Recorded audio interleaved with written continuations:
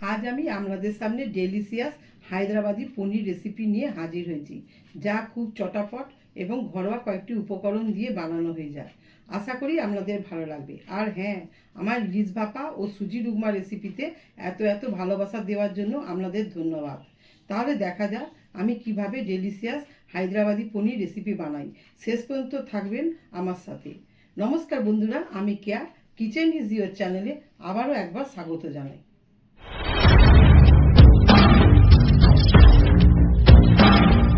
ঘরোয়া পদ্ধতিতে হায়দ্রাবাদি পনির বানানোর জন্য আমি 300 গ্রাম পনির নিয়ে নিচ্ছি। এগুলোকে এরকম বড় বড় সাইজ করে কেটে নিচ্ছি। দুটো পেঁয়াজ নিয়েছি বড় সাইজের, ওটা একটা পেঁয়াজকে 8 ভাগে ভাগ করে এরকম করে করে কেটেছি। আর নিয়েছি 15টা খানি রসুন কোয়া, 1 ইঞ্চি আদা, আর নিয়েছি টমেটো একটা কুচি করে নিয়েছি, আর নিয়েছি 2টো কাঁচা লঙ্কা, আর 4টে কাজু বাদাম নিয়েছি। মশলার মধ্যে নিয়ে নিচ্ছি ধনিয়া গুঁড়ো 1 চামচ, কালো মরিচ 1/2 চামচ, লঙ্কা গুঁড়ো 1/2 চামচ, হলুদ গুঁড়ো 1/2 চামচ, জিরা গুঁড়ো 1/2 চামচ, আর গরম মশলা 1/2 চামচ। ফোড়ন দেওয়ার জন্য নিয়ে নিয়েছি জিরা, শুকনো লঙ্কা, গোলমরিচ, দারচিনি, লবঙ্গ আর এলাচ। টক দই নিয়ে নিচ্ছি 3 চামচ। এতে আমি এই মশলাগুলো মিশিয়ে নেব।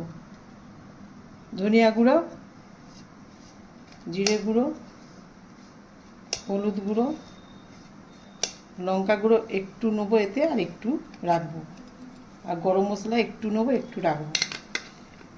আচ্ছা, কালো মরিচ গুঁড়ো, এগুলো ভালো করে মিশিয়ে নেব।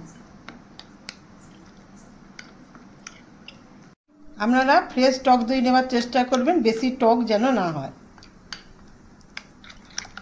ভালো করে আমি মিশিয়ে দিলাম, মিশিয়ে এক সাইডে রেখে দেবো। 300 গ্রাম যে পনির নিয়েছিলাম তাতে একটু নুন,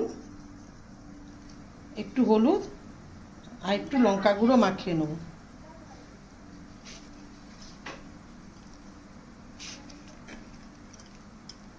আর নিয়েছি ধনে পাতা। আমার জোগাড় হয়ে গেল, এবার আমি রান্না করব। প্রথমে পনিরগুলো ভাজার জন্য কড়াই বসিয়ে দিয়েছি গ্যাসে। কিছুটা রিফাইন তেল দিয়ে পনিরগুলো ভেজে নেব।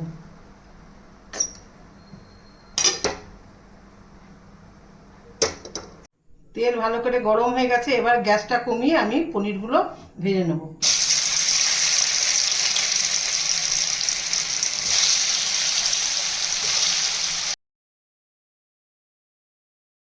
পনিরগুলো মোটামুটি ভাজা হয়ে গেছে।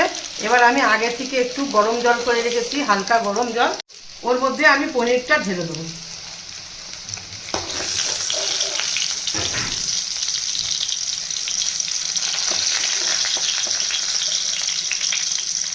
দেখবেন যেন পনিরগুলো ভালোভাবে জলে ডুবে যায়, তাহলে পনিরগুলো খুব নরম থাকবে। পনির ভাজার তেলেই আমি পেঁয়াজটা প্রথমে দিয়ে দেবো।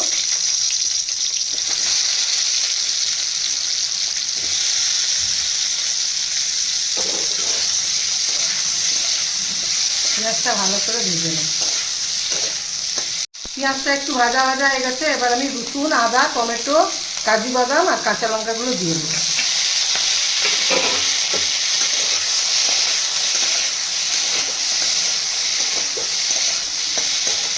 অল্প নুন দিয়ে দেবো।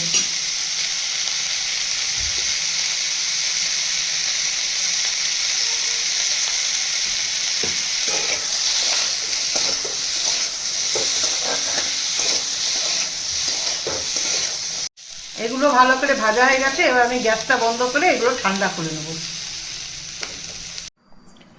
এগুলো ঠান্ডা হয়ে গেছে, এবার আমি এগুলোকে মিক্সারে বেটে নেব।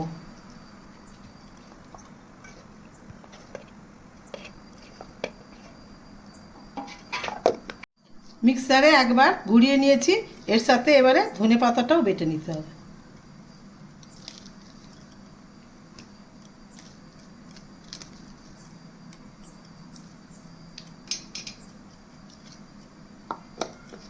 মশলাটা এইভাবে বেটে নিয়েছি, বেশি জল জল করে বাটিনি, আর মিক্সার ধোয়া জলটা রেখেছি। আবার গ্যাস জেলে কড়াই বসিয়ে কিছুটা রিফাইন তেল দিয়েছি। রিফাইন তেলটা গরম হয়ে গেছে, এর মধ্যে 1 চামচ বাটার দিয়ে দেবো।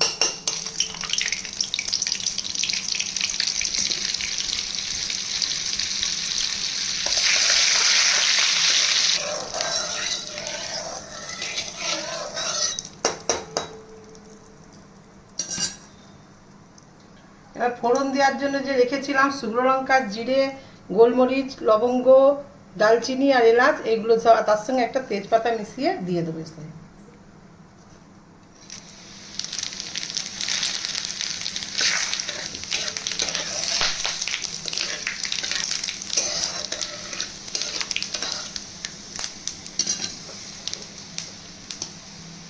রসুন, ধনেপাতা, টমেটো, পেঁয়াজ, রসুন যে বেটে রেখেছিলাম সেটা দিয়ে দেবো।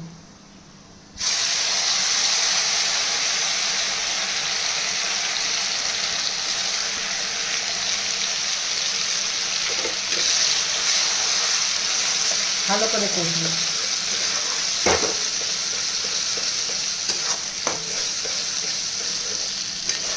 যতক্ষণ না এই মশলা থেকে তেল ছাড়ে ততক্ষণ ভাজতে হবে। যদি মনে হয় কড়াই তলা লেগে যাচ্ছে তাহলে এই মশলা দেওয়ার জলটা একটু একটু দিয়ে নাড়তে হবে।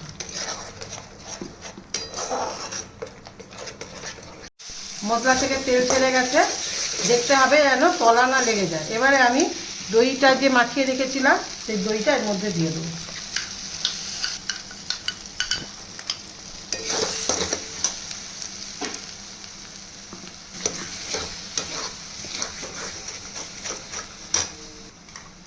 ভালো করে ধুয়ে সব মশলা দিয়ে দিলাম। এবারে এটা দিয়েও কষতে হবে যতক্ষণ না তেল ছাড়ে।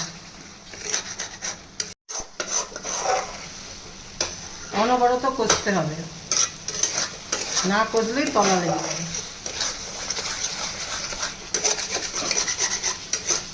ধারের মশলাগুলো ভালো করে আবার মিশিয়ে দিতে হবে।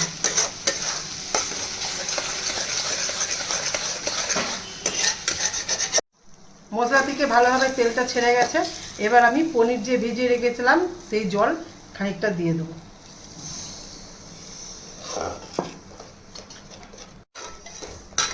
গ্রেভিটা ফুটে উঠলে এবার আমি পনিরটা দিয়ে দেবো।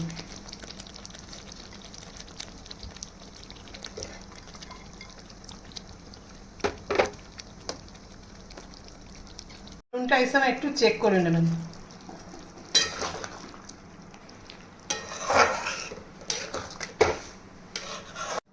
গ্যাস বন্ধ করে দিয়েছি। এবার উপর থেকে আমি একটু গরম মশলা আর ধনে পাতা দিয়ে দেবো।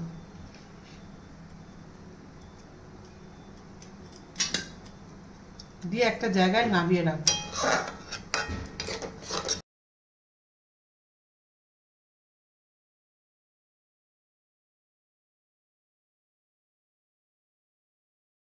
পনিরটা আমি নামিয়ে রেখেছি। ওই কড়াটায় ধুয়েই আমি কিছুটা রিফাইন তেল, হাফ চামচ বাটার, একটু জিরা আর একটু রসুন কুচি দিয়ে দেব। রসুনটা ভালো করে ভেজে নেব। রসুনটা ভালো করে ভাজা হয়ে গেছে। এবার আমি হাফ চামচ কাশ্মীরি লঙ্কা গুঁড়ো দেবো। পনির যে ভেজে রেখেছিলাম সেই জলটা একটু দিয়ে দেবো।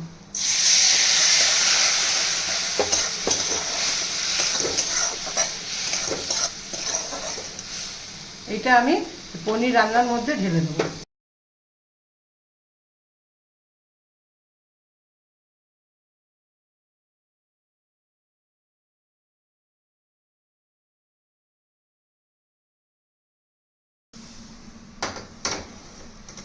দেখুন কত সুন্দর কালার এসে গেল।